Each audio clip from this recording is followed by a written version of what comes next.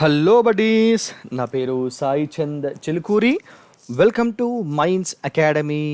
మన అకాడమీ మన యొక్క MCT series, most important current topic సిరీస్ని కంటిన్యూ చేసేద్దాం. అయితే అంతకంటే ముందు మీరందరూ మైండ్స్ అకాడమీ యొక్క అప్లికేషన్ని ప్లే స్టోర్ నుంచే ఇన్స్టాల్ చేసి పెట్టుకోండి మీ యొక్క మొబైల్ ఫోన్లో. ఎందుకంటే మనం డిస్కస్ చేస్తున్నటువంటి ఈ కరెంట్ టాపిక్స్ యొక్క పీడిఎఫ్ ఫైల్స్తో పాటు ఏపీ హిస్టరీ గ్రూప్ 2 ఎగ్జామినేషన్లో స్కోరింగ్ సబ్జెక్ట్ అయినటువంటి ఈ యొక్క ఏపీ హిస్టరీ యొక్క 25 టెస్టుల్ని మైండ్స్ అకాడమీ యాప్లో అందుబాటులో ఉంచడం జరిగింది మీలాంటి సీరియస్ ఆస్పిరెంట్స్ కోసము. సో మీరు వీటిని ప్రాక్టీస్ చేయండి, ఈ పీడిఎఫ్ ఫైల్స్ని డౌన్లోడ్ చేసుకోండి, ఎగ్జామ్లో మీ యొక్క సక్సెస్ రేట్ని పెంచుకోండి. ఓకే, సో ఈరోజటి ఇంపార్టెంట్ కరెంట్ టాపిక్స్ చూసుకుంటే ఫస్ట్ టాపిక్ వచ్చేసి జాతీయ రేసులో ఆంధ్రప్రదేశ్కి చెందినటువంటి సీతాకోక చిలుకలు నిలవడం జరిగిందనమాట. ఏంటివి అంటే జాతీయ సీతాకోక చిలుక 2021వ సంవత్సరానికి సంబంధించి జాతీయ సీతాకోక చిలుక యొక్క ఎంపికలో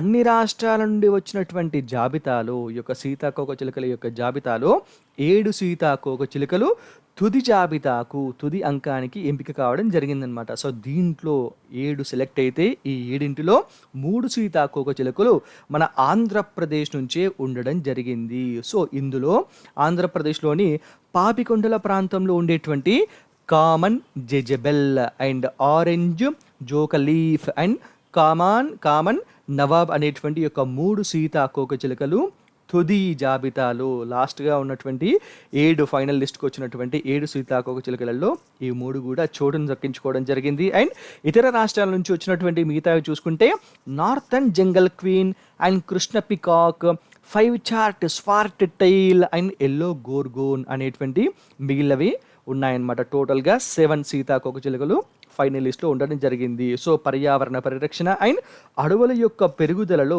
వీటి యొక్క ప్రాధాన్యతను దృష్టిలో ఉంచుకొని ప్రపంచ దేశాలు అండ్ ప్రపంచ సంస్థలన్నీ కూడా ఈ యొక్క సీతాకోక చిలుకల్ని గుర్తిస్తున్నాయన్నమాట. దానిలో భాగంగా ఈ యొక్క 2021 సంవత్సరానికి జాతీయ సీతాకోక చిలుకను ప్రకటిస్తున్నాము అని చెప్పేసి ప్రకటించబోతున్నాము. సో దానికి సంబంధించి మీ యొక్క ప్రాంతంలో ఉన్నటువంటి సీతాకోక చిలుకల యొక్క లిస్టు పంపించండి అని చెప్పేసి అన్ని రాష్ట్రాలకు కేంద్ర పర్యావరణ శాఖ మంత్రి గారు చెప్పగా ఈ విధంగా పంపించడం జరిగింది. దీనిలో ఫైనల్గా 7 షార్ట్ లిస్ట్ అవ్వగా దానిలో 3 సీతాకోక చిలుకలు మన ఆంధ్రప్రదేశ్కి చెందినవి ఉన్నాయి. సో ఎగ్జామినేషన్ పాయింట్ ఆఫ్ వ్యూలో చాలా ఇంపార్టెంట్, చూసుకోండి. Okay, next HSBC and Standard Chartered SINC యొక్క షేర్లు చాలా భారీ స్థాయిలో నష్టపోవడం జరిగిందనమాట. ఎందుకోసము ఏంటి అంటే ఈ యొక్క HSBC and Standard chartered, Barclays, Deutsche బ్యాంకులు వీటి యొక్క షేర్లు అనేటువంటివి గత 2 దశాబ్దాలలో చాలా భారీ స్థాయిలో నష్టపోవడం జరిగింది. ఎందుకోసము అంటే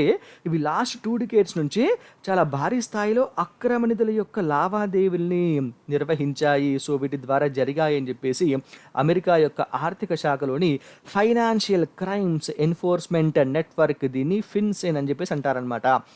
financial crimes enforcement network. So ఈ ఫిన్సెన్ వద్ద బ్యాంకులు అండ్ ఇతర యొక్క ఆర్థిక సంస్థలు సమర్పించినటువంటి అనుమానిత నివేదికలు, సో SAR అనుమానిత నివేదికల యొక్క ఈ నివేదికలు అనేటువంటి లీక్ కావడం జరిగిందనమాట. సో వీని ఆధారంగా ఈ యొక్క నివేదికల యొక్క ఆధారంగా బజ్ ఫీడ్ అనేటువంటి ఒక వార్తా సంస్థ, దీంతో పాటు మిగిలినటువంటి వార్తా సంస్థలు కొన్ని కథనాలను ప్రచురించడం జరిగిందనమాట. సో దాంతో హెచ్ఎస్బిసికి చెందినటువంటి షేర్స్ 5% క్షీణించడం జరిగింది.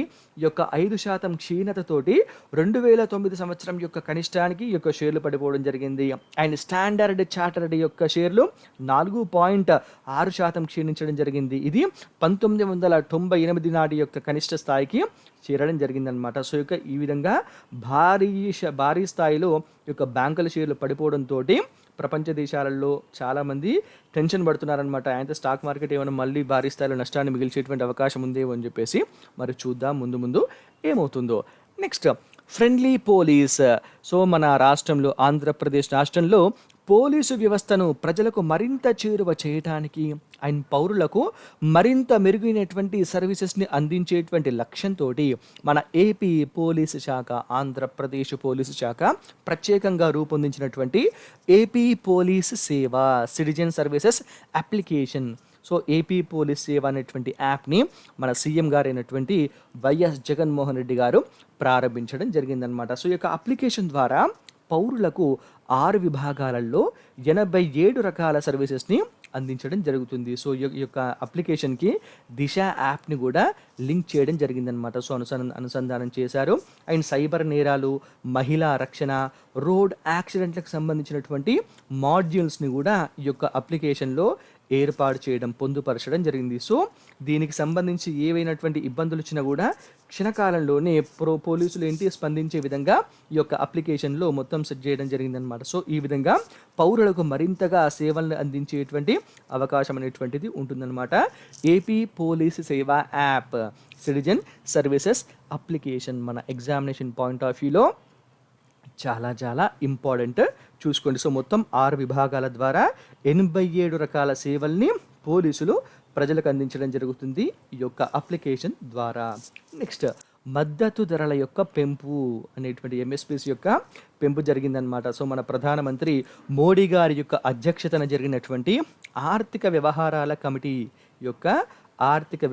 కమిటీకి ఎవరు అధ్యక్షత వహించారు? ప్రధానమంత్రి గారు, మోడీ గారు. సో ఎగ్జామ్లో మేబీ క్వశ్చన్ వచ్చేటువంటి అవకాశం ఉంటుంది, చూసుకోండి.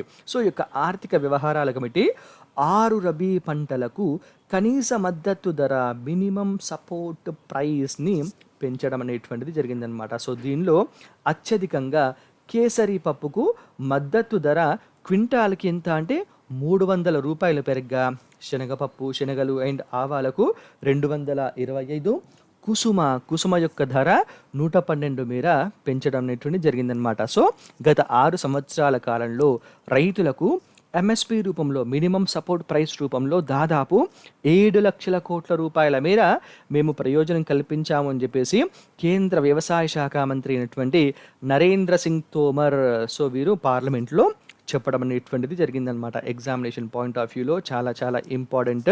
సో మేబీ క్వశ్చన్ వచ్చేటువంటి అవకాశం ఉంటుందన్నమాట. అంటే రీసెంట్గా మన పంటలకు మద్దతు ధరను ప్రకటించిన దానిలో ఏ పంటకు అత్యధికంగా మద్దతు ధర ఎంఎస్పీని ప్రకటించారనేటువంటి క్వశ్చన్ రావచ్చు. ఎందుకంటే ప్రీవియస్ ఎగ్జామ్స్లో చాలాసార్లు ఈ విధమైనటువంటి క్వశ్చన్ రావడం జరిగిందనమాట. చూసుకోండి, కేసరి పప్పుకు 300 రూపాయలు, క్వింటల్కి 300 రూపాయల మేర పెంచడం జరిగింది. అండ్ గత 6 సంవత్సరాల కాలంలో, అంటే ఎన్డీఏ గవర్నమెంట్ వచ్చినటువంటి టైం నుంచి ఇప్పటి వరకు 2014 నుంచి 2020 వరకు దాదాపు 7 లక్షల కోట్ల రూపాయల మేర మేము ఎంఎస్పీ ద్వారా రైతులకు ప్రయోజనాన్ని కల్పించామని చెప్పేసి పార్లమెంట్లో కేంద్ర వ్యవసాయ శాఖ మంత్రి గారు కూడా చెప్పడం జరిగిందనమాట. ఓకే, నెక్స్ట్, ఫిక్కీ అనరాక్ యొక్క నివేదిక రావడం జరిగిందనమాట. ఏంటి నివేదిక, దేనికోసం వచ్చింది చూసుకుంటే 2009లో $94 బిలియన్ ఉన్నటువంటి, $94 బిలియన్ అంటే 7 లక్షల కోట్ల రూపాయలు అనమాట మన ఇండియన్ కరెన్సీలో. సో $94 బిలియన్ ఉన్నటువంటి నిర్మాణంలోని స్థిరాస్తి విపణి విలువ, స్థిరాస్తి విపణి విలువ గత దశాబ్ద కాలంలో, అంటే 10 సంవత్సరాల కాలంలో దేశీయంగా 2 పైగా పెరిగి $243 బిలియన్ అంటే 18 లక్షల కోట్ల రూపాయలకు చేరిందని ఆయన స్థిరాస్తి రంగంలోకి దిగ్గజ కార్పొరేట్ సంస్థలు అడుగుపెట్టడము, తర్వాత సంస్థల యొక్క విలీనము, ఇవి 2 కూడాను ఇంత భారీ స్థాయిలో విలువ పెరగడానికి దోహదం చేసిందని చెప్పేసి ఫిక్కీ అనరాక్ యొక్క కంబైన్గా చేసినటువంటి ఒక నివేదికలో తెలపడం అనేటువంటిది జరిగిందనమాట. సో 2009లో స్థిరాస్తి వ్యాపారాలు స్థానిక సంస్థల యొక్క చేతిలో ఉండడం జరిగిందనమాట. అయితే దీనికి స్థల యజమానులే స్థిరాస్తి అభివృద్ధిదారులుగా ఉండేటువంటి వాళ్ళు 2009 సంవత్సరంలో. ఆ టైంలో వీటిపైన ప్రభుత్వానికి పెద్దగా నియంత్రణ అనేటువంటిది ఉండేది కాదు. అయితే ఈ యొక్క 2008 నుంచి 2015 మధ్య కాలంలో కార్పొరేట్ సంస్థలు ఈ యొక్క స్థిరాస్తి రంగంలోకి ఎంటర్ కావడంతో ఈ యొక్క రంగం యొక్క విస్తరణ అనేటువంటిది చాలా పెద్ద స్థాయిలో జరిగిందనమాట. ఎక్స్పాండ్ చాలా పెద్ద స్థాయిలో జరిగింది. సో దాంతో గవర్నమెంట్ యొక్క ఇన్వాల్వ్మెంట్ కూడా దీనిలోకి రావడం జరిగింది. సో గవర్నమెంట్ వచ్చి దీన్ని కంప్లీట్గా రెగ్యులేట్ చేయడంతో పాటు మరికొన్ని రిఫార్మ్స్ని కూడా అమలు చేయడం జరిగిందనమాట. సో దాంతో ఈ యొక్క స్థిరాస్తి రంగం యొక్క విలువ చాలా అద్భుతంగా పెరుగుతూ ఈ విధంగా ఎంతకు దాదాపు $243 బిలియన్ అంటే 18 లక్షల కోట్ల రూపాయలకు పెరగడం జరిగింది అని చెప్పేసి ఈ యొక్క నివేదికలో, ఈ నివేదిక ఫిక్కీ అనరాక్ యొక్క నివేదికలో మెన్షన్ చేయడం జరిగిందనమాట. అయితే ఇదే టైంలో అంటే 2012 నుంచి 2019 మధ్య కాలంలో దేశవ్యాప్తంగా 14 ప్రధాన నగరాల్లో స్థిరాస్తి సంస్థలు దాదాపు 58% మేర తగ్గడం జరిగిందనమాట. సో ఇక్కడ మనం గమనించాల్సినటువంటి పాయింట్ ఏంటి అంటే ఇక్కడ మనకు 2009 టైంలో ఆ టైంలో ఈ యొక్క స్థిరాస్తి రంగం అనేటువంటిది కంప్లీట్గా లోకల్గా అంటే స్థానిక సంస్థల యొక్క చేతిలో ఉండేది. కానీ 2008 నుంచి 2015 మధ్యకాలంలో కార్పొరేట్ సంస్థలు ఎప్పుడైతే ఈ యొక్క సెక్టార్లోకి ఎంటర్ అయ్యాయో స్థానికంగా ఉన్నటువంటి చిన్న చిన్న సంస్థలు మొత్తం కూడా మూసేయడం జరిగిందనమాట. సో ఆ విధంగా జరగడంతో ఇప్పుడు కంప్లీట్గా అంటే ఆల్మోస్ట్ ఒక 70% స్థిరాస్తి రంగము ఇప్పుడు కార్పొరేట్ సంస్థల యొక్క ఆధీనంలోనే ఉంది అన్నట్టుగా ఈ యొక్క ఫిక్కీ అనరాక్ యొక్క నివేదికలో తెలవడం జరిగింది. సో దాంట్లో భాగంగానే ఈ యొక్క 2012 నుంచి 2019 ఈ టైంలోనే దాదాపు 58% 58% స్థిరాస్తి సంస్థలు, అది కూడా 14 ప్రధాన నగరాల్లో. సో 14 ప్రధాన నగరాల్లో ఉన్నటువంటి ఈ యొక్క స్థిరాస్తి సంస్థలు 58% మేర తగ్గడం జరిగిందనమాట. సో ఇక్కడ మోనోపోలీకి మేబీ దారి తీసేటువంటి అవకాశం ఉంటుంది. మరి ముందు గవర్నమెంట్ ఏ విధమైనటువంటి చర్యలు తీసుకుంటుందో చూద్దాం. నెక్స్ట్ 8 మంది రాజ్యసభ సభ్యుల యొక్క సస్పెన్షన్ కావడం జరిగిందనమాట. ఎవరెవరు అసలు దేనికోసము అంటే ఈ యొక్క వ్యవసాయ బిల్లుల యొక్క ఆమోదం సందర్భంగా రాజ్యసభలో గందరగోళం చేసినటువంటి 4 పార్టీలకు చెందిన 8 మంది రాజ్యసభ సభ్యులపైన రాజ్యసభ చైర్మన్ అయినటువంటి వెంకయ్య నాయుడు గారు వర్షాకాల సమావేశాలు అయ్యే వరకు బాబు మీరు సభలోకి రాకూడదు అని చెప్పేసి సస్పెన్షన్ని విధించడం జరిగిందనమాట. సో అందులో ఎవరెవరు ఉన్నారంటే TMC party, Trinamool Congress party, పశ్చిమ బెంగాల్కి చెందినటువంటి ఈ యొక్క టీఎంసీ పార్టీకి చెందిన డెరేక్ ఓబ్రియన్ డోలాసిన్ అండ్ సిపిఎంకి చెందినటువంటి కేకే రాగేష్, ఎలమారం కరీన్ అండ్ ఢిల్లీకి చెందినటువంటి పార్టీకి చెందినటువంటి Sanjay Singh and Indian national Congress పార్టీకి చెందిన రాజీవ్ సతావ్, సయ్యద్ నాజిర్ హుసేన్, రిపున్ బోరా. సో వీరు 8 మందిని కూడాను వెంకయ్య నాయుడు గారు సస్పెండ్ చేయడం జరిగిందనమాట. ఇక్కడ నోటును పెట్టాను చూడండి. అదేంటి అంటే రాజ్యసభలో యాక్చువల్గా డిప్యూటీ స్పీకర్ పైన విపక్ష సభ్యులందరూ కూడాను అవిశ్వాస తీర్మానాన్ని ప్రవేశపెట్టడం జరిగిందనమాట. సో ఇక అవిశ్వాస తీర్మానాన్ని ఏ ఆర్టికల్ ప్రకారం ప్రవేశపెట్టారు అంటే ఆర్టికల్ 90 క్లాస్ సి. సో ఇక 90C ప్రకారము అవిశ్వాస తీర్మానం పైన నోటీసులు ప్రతిపాదన చేయడం జరిగిందనమాట. ఈ యొక్క నోటీసుల్ని ఎవరు ఆమోదించాలి అంటే రాజ్యసభ చైర్మన్ ఆమోదించాలి. కానీ వెంకయ్య నాయుడు గారు ఈ యొక్క నోటీసుల్ని తిరస్కరించడం జరిగింది. ఎందుకోసం అంటే అక్టోబర్ 1వ తారీఖు తోటి వర్షాకాల సమావేశాలు ముగుస్తున్నాయి కాబట్టి, అయితే ఇప్పుడు నోటీసులు ఇచ్చినప్పుడు ఖచ్చితంగా 14 రోజుల పాటు విచారణ అనేటువంటిది జరపాలి కాబట్టి ఇప్పుడు ఆ 14 days టైం లేదు. సో అందుకోసం అని చెప్పేసి వీళ్ళకు ఈ యొక్క నోటీసుల్ని తిరస్కరిస్తున్నాను అని చెప్పేసి రాజ్యసభ చైర్మన్గా వెంకయ్య నాయుడు గారు అనుమతిని ఇవ్వడం అనేది జరగలేదన్నమాట. సో ఇక్కడ మన ఎగ్జామినేషన్ పాయింట్ ఆఫ్ వ్యూలో గుర్తుంచుకోవాల్సింది ఏంటి అంటే అవిశ్వాస తీర్మానాన్ని ప్రవేశపెట్టాలి అంటే ఖచ్చితంగా అందుకు తగ్గ సమయం అనేటువంటిది ఉండాల్సిందే, దీన్ని ఎక్స్టెండ్ చేయడానికి లేదు అనే పాయింట్ని మనం ఇక్కడ గుర్తుంచుకోవాలి. సో అందుకోసం అని చెప్పేసి ఈ యొక్క న్యూస్ని ఇక్కడ ఇవ్వడం జరిగిందనమాట. మేబీ ఎగ్జామ్లో క్వశ్చన్ వచ్చేటువంటి అవకాశం ఉంటుంది, చూసుకోండి. ఓకే, నెక్స్ట్ పోలవరం యొక్క అంచనా వ్యయం దాదాపుగా 47,725.74 కోట్ల రూపాయలకు పెంచడం జరిగిందనమాట. సో పోలవరం అంచనా వ్యయాన్ని 2017-18 ధరల ప్రకారము ఎంతకు 47,725.74 కోట్లకు సవరించడం కోసము కేంద్ర జలశక్తి మంత్రి అయినటువంటి గజేంద్ర సింగ్ షెకావత్ గారు అంగీకారం తెలపడం జరిగిందనమాట. సో ఆర్థిక శాఖ ఆమోదం కోసము ఈ యొక్క సంబంధిత ఫైల్, ఈ యొక్క సవరణల యొక్క అంచనా ఏదైతే ఉందో దీన్ని ఆర్థిక శాఖ దగ్గరికి పంపడం జరిగింది. సో ఆర్థిక శాఖ కూడా డెఫినెట్గా సైన్ చేసేస్తుంది, ఆమోదం తెలుపుతుంది అనేటువంటిది విషయం తెలుస్తుంది అనమాట. ఎందుకంటే ఇప్పటికే సెంట్రల్ వాటర్ కమిషన్, కేంద్ర జల సంఘము, దాని తర్వాత సాంకేతిక సలహా కమిటీ, టెక్నికల్ అడ్వైజరీ కమిటీ, తర్వాత రివైజ్డ్ ఎస్టిమేట్స్ కమిటీ REC 3 కూడాను ఈ యొక్క సవరించినటువంటి అంచనాల్ని ఆమోదించడం జరిగింది. తదుపరి ఇప్పుడు ఎవరు మన కేంద్ర జలశక్తి మంత్రి గారు అయినటువంటి గజేంద్ర సింగ్ షెకావత్ గారు వారు కూడా అనుమతిని తెలపడం జరిగింది, దీనిపైన సైన్ చేశారు. సో ఫైనల్గా ఇప్పుడు ఆర్థిక శాఖ దగ్గర ఆగిందనమాట ఈ ఫైల్. ఇప్పుడు ఆర్థిక శాఖ కూడా ఆల్మోస్ట్ ఆమోదం ఆమోదం తెలిపే విధంగానే ఉంది. సో దీని ప్రకారం చూసుకుంటే అసలు ఎందుకోసం అంచనాలు పెంచాల్సి వచ్చింది అంటే 2013 భూసేకరణ చట్టం ప్రకారము భూముల యొక్క విలువ అనేటువంటిది పెరగడం జరిగింది. అండ్ దాంతోపాటు నిర్వాసితులకు పునరావాసం కోసం R&R వ్యయం కూడా పెరగడం అనేటువంటిది మెయిన్ రీజన్ అనమాట. సో యొక్క ధరలు అనేటువంటివి పెరిగాయి కాబట్టి 2017-18 ధరల ప్రకారము అంచనా వ్యయాన్ని దాదాపు 47,725.74 కోట్లకు పెంచాలి అని చెప్పేసి మన రాష్ట్ర ప్రభుత్వము, ఆంధ్రప్రదేశ్ రాష్ట్ర ప్రభుత్వము కేంద్రానికి వినతి పత్రం సమర్పించిన తర్వాత కేంద్ర ప్రభుత్వం కూడా తప్పకుండా అని చెప్పేసి ఇప్పుడు దీనికి సవరణకు ఆమోదం అనేటువంటిది తెలపడం జరిగిందనమాట. కాగా ఇప్పుడు కేంద్రం నుంచి మన స్టేట్ గవర్నమెంట్కి 29,521.70 కోట్ల రూపాయలు ఈ యొక్క పోలవరం ప్రాజెక్టు యొక్క నిర్మాణం కోసం రావాల్సి ఉంది. సో ఖచ్చితంగా క్వశ్చన్ వచ్చేటువంటి అవకాశం ఉంటుంది. చూసుకోండి ఎంత రావాలి, ఇప్పుడు 29,521.70 కోట్లు రావాలి.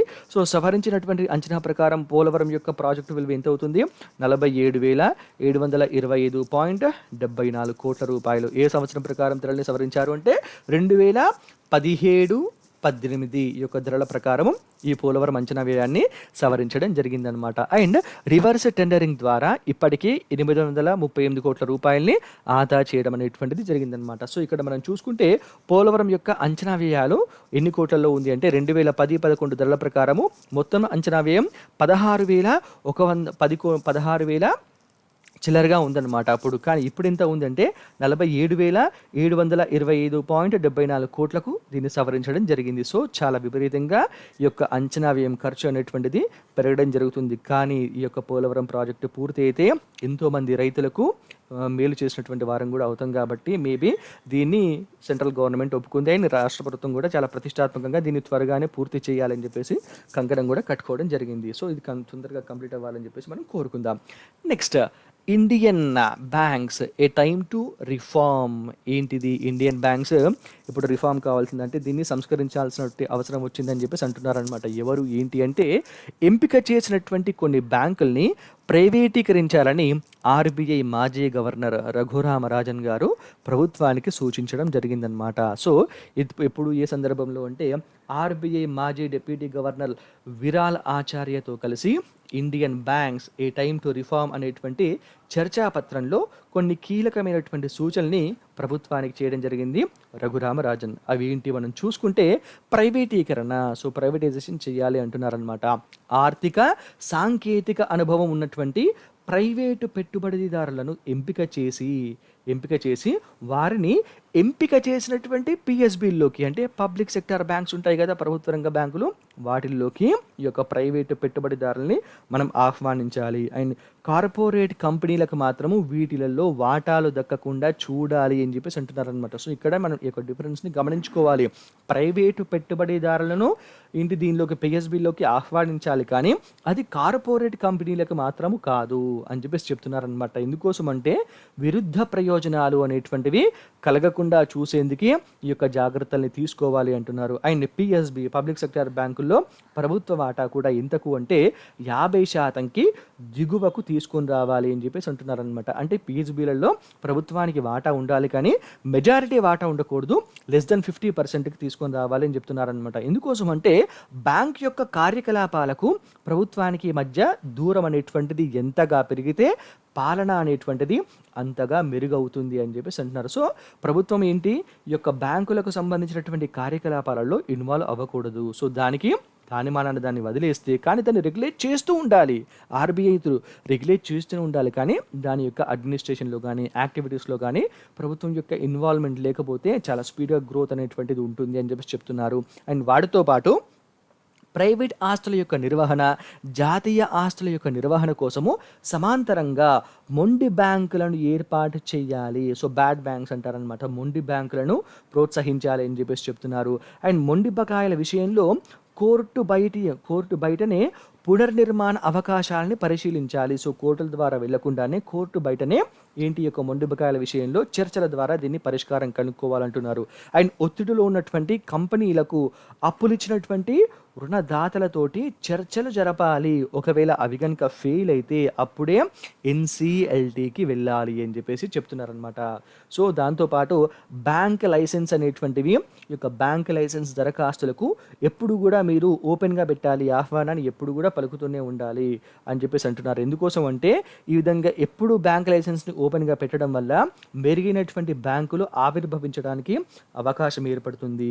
వీటితో పాటు మంచి పనితీరు కనబరిచేటువంటి చిన్న బ్యాంకుల్ని పెద్ద బ్యాంకులుగా మార్చాలి. అండ్ పనితీరు సరిగ్గా లేనటువంటి పెద్ద బ్యాంకులను చిన్న బ్యాంకులుగా మార్చాలి అని కూడా ఈ యొక్క ఆర్బీఐ మాజీ గవర్నర్ అయినటువంటి రఘురామరాజన్ గారు ప్రభుత్వానికి కొన్ని కీలకమైనటువంటి సూచనలు చేయడం జరిగిందనమాట. సో, ఇక్కడ ఈ ఆర్టికల్ మెన్షన్ చేయడానికి మెయిన్ రీజన్ ఏంటి అంటే మన ఎకానమీ పేపర్లో ఈ విధమైనటువంటి కొన్ని పాయింట్స్ని యాడ్ చేస్తే, బ్యాంకింగ్ సెక్టర్కి సంబంధించి ఏమైనా క్వశ్చన్ వచ్చినప్పుడు ఏ విధమైనటువంటి పాయింట్స్ని యాడ్ చేస్తే మనకు స్కోర్ అనేటువంటిది పెరిగే అవకాశం ఉంటుంది.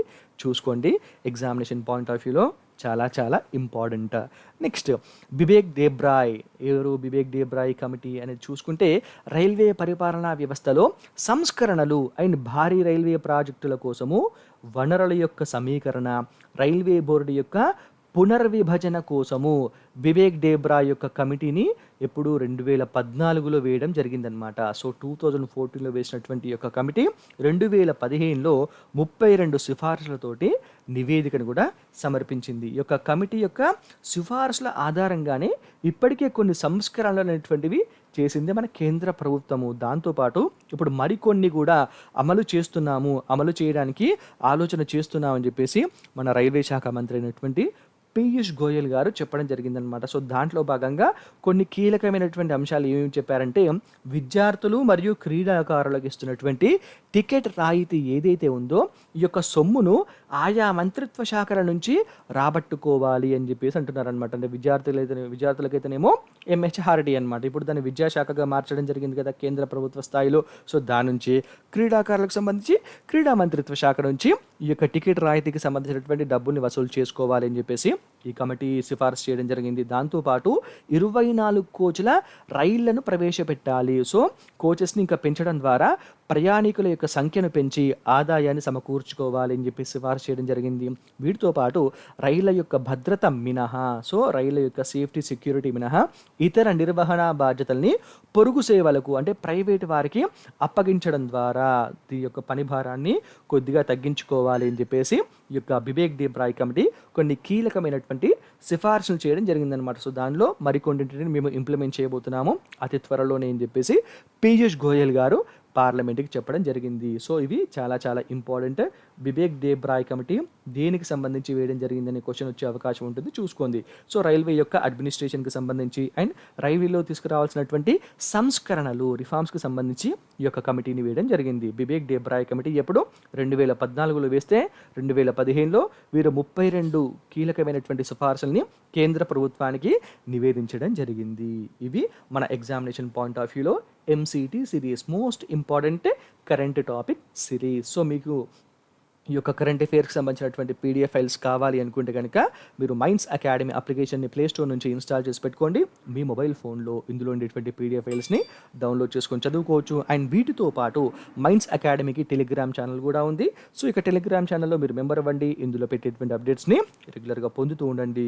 మీరు చూస్తున్నటువంటి YouTube channel minds academy YouTube channel. So, దీన్ని మీరు సబ్స్క్రైబ్ చేసుకోండి. ఇందులో పెడుతున్నటువంటి వీడియోస్ని రెగ్యులర్గా ఫాలో అవుతూ నోట్స్ని ప్రిపేర్ చేసుకుంటూ ఎగ్జామ్లో మంచి మార్కులు సాధించి ఉన్నతమైనటువంటి జాబ్ని మీరు సాధించాలని మైండ్స్ అకాడమీ తరపున మేమందరం కూడా కోరుకుంటున్నాం. All the very best. Thank you so much.